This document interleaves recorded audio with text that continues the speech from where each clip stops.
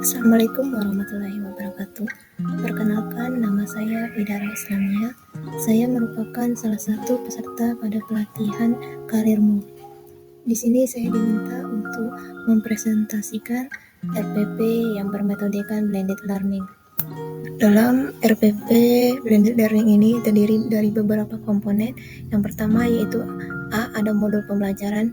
Modul pembelajaran di sini ada apa mata pelajarannya dan modulnya. Di sini saya mengambil mata pelajaran IPS dengan judul modul Interaksi Keruangan dan Kehidupan di Negara-negara ASEAN. Selanjutnya B, tujuan pembelajaran. Di sini tujuan pembelajaran terdiri dari subjek plus kata kerja yang dapat dilihat atau diobservasi, tambah topik atau bidang plus kriterianya. Dalam RPP IPS ini terdapat tujuan pembelajaran yang pertama yaitu siswa mampu menjelaskan negara-negara anggota ASEAN dengan benar dengan kompetensi menjelaskan negara-negara anggota ASEAN. Selanjutnya, tujuan pembelajaran yang kedua yaitu siswa mampu menjelaskan interaksi antar negara-negara ASEAN dengan tepat dengan kompetensi menjelaskan interaksi antar negara-negara ASEAN. Tujuan pelajaran yang ketiga yaitu siswa mampu menganalisis pengaruh perubahan dan interaksi keruangan terhadap kehidupan di negara-negara ASEAN dengan benar. Dengan kompetensi yaitu menganalisis pengaruh perubahan dan interaksi keruangan terhadap kehidupan di negara-negara ASEAN.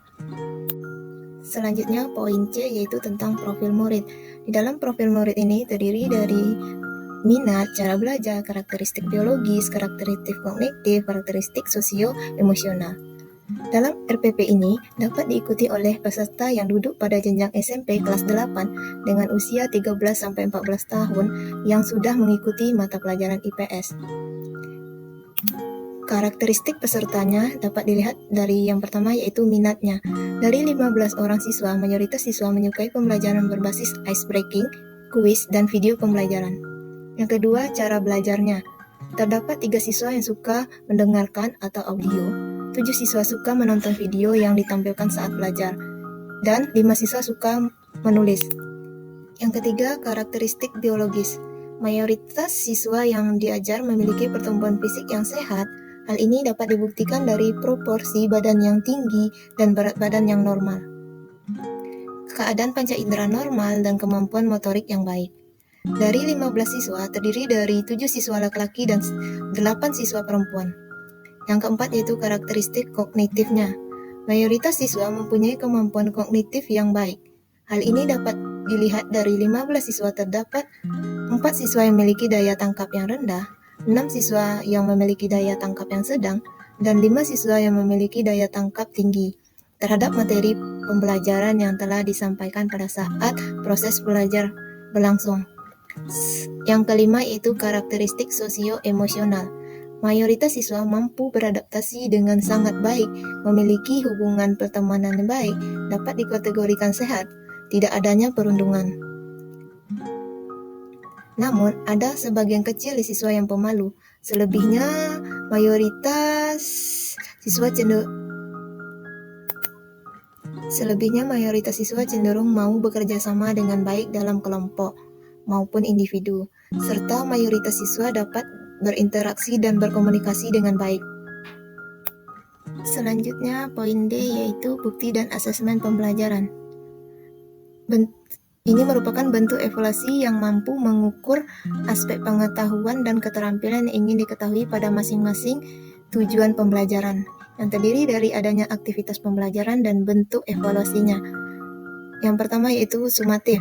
Siswa akan mendemonstrasikan pengenalan negara-negara ASEAN dalam bentuk membuat video, lalu diunggah di YouTube dan mengumpulkan link videonya tersebut dengan bentuk evaluasi rubrik penilaian. Yang selanjutnya itu formatif 1. Siswa mengerjakan LKPD yang sudah dibagikan dengan bentuk evaluasi yaitu adanya pedoman penskoran.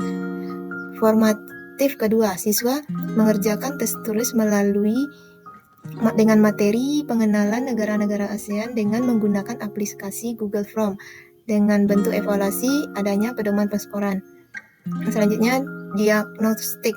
Siswa mengerjakan pretest tentang pengenalan negara-negara ASEAN melalui aplikasi kuis dengan bentuk evaluasi pedoman penskoran. Selanjutnya yaitu siswa melakukan tanya jawab langsung dengan guru terkait dengan kesulitan belajarnya dengan bentuk evaluasi adanya pedoman wawancara. Selanjutnya yang E yaitu materi pembelajaran. Di sini terdapat bahan ajar atau link materi dan alur aktivitasnya. Baiklah, kita masuk kepada topiknya. Topik yang pertama yaitu tentang pendahuluan pengenalan negara-negara ASEAN. Dengan alur aktivitas pembelajarannya, yang pertama itu memberikan instruksi kepada murid untuk menonton video pembelajaran mengenai negara-negara ASEAN secara mandiri. Ini termasuk kepada asinkronus, yaitu siswa melihat video animasi pengenalan negara-negara ASEAN dengan mandiri. Di sana sudah ditautkan link YouTube-nya sebagai bahan ajar yang bisa digunakan sebelum masuk kelas. Siswa bisa melihat secara mandiri di rumah dulu.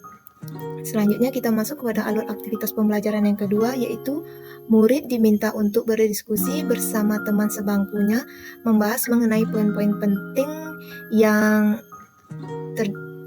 penting dari video pembelajaran yang telah ditonton. Ini dilakukan secara sinkronus tatap muka dengan bahan ajar bisa berpedoman pada buku paket IPS kelas 8. Selanjutnya kita masuk kepada topik yang kedua, yaitu interaksi antar negara-negara ASEAN dengan alur aktivitas pembelajaran yang ketiga, yaitu murid diminta menjelaskan makna kerjasama, bentuk kerjasama, dan upaya meningkatkan kerjasama antar negara ASEAN. Ini termasuk kepada sinkronus, yaitu tatap muka langsung. Ini menggunakan bahan ajar berpedoman pada buku paket IPS kelas 8. Selanjutnya, dengan alur aktivitas pembelajaran yang keempat, yaitu murid diminta melaksanakan diskusi tugas yang telah diberikan, yaitu interaksi keruangan di negara-negara ASEAN di dalam kelas. Ini termasuk kepada sinkronus, yaitu diskusi langsung di kelas menggunakan media pembelajaran Padlet. Di sana murid bisa berkolaborasi langsung, berdiskusi langsung. Di sana sudah ditautkan linknya untuk berdiskusi. Baiklah, kita masuk kepada topik yang ketiga, yaitu pengaruh perubahan dan interaksi keruangan terhadap kehidupan di negara-negara ASEAN. Dengan alur aktivitas pembelajaran yang kelima, yaitu murid diminta melaksanakan diskusi kelompok secara mandiri, dikumpulkan minggu depan dengan materi tentang pengaruh perubahan dan interaksi keruangan terhadap kehidupan di negara-negara ASEAN. Ini termasuk kepada asinkronus, yaitu menggunakan media pembelajaran itu Jamboard. Di sana sudah ditautkan linknya untuk berdiskusi. Selanjutnya, pada alur aktivitas yang ke-6, yaitu murid diminta melaksanakan presentasi tentang pengaruh perubahan dan interaksi keruangan terhadap kehidupan di negara-negara ASEAN yang telah didiskusikan tersebut. Ini dapat termasuk kepada sinkronus, yaitu dilaksanakan secara langsung, tatap muka langsung di kelas dengan bahan ajar berpedomankan kepada buku paket IPS kelas 8. Selanjutnya yang F tentang tautan rekaman. Di sini setelah video presentasi RPP Blended Learning saya ini tampil di YouTube maupun di Google Drive, linknya bisa diisikan kepada tabel yang kosong di atas. Selanjutnya yang G, yaitu tentang referensi belajar. Di sini saya menggunakan referensi belajar, yaitu Kementerian Pendidikan dan Kebudayaan tahun 2017, yaitu buku guru dan buku siswa mata pelajaran IPS Jakarta, Kementerian Pendidikan dan Kebudayaan. Yang kedua yaitu video pembelajaran interaktif, link YouTube-nya sudah saya bagikan juga sebagai referensi pembelajaran.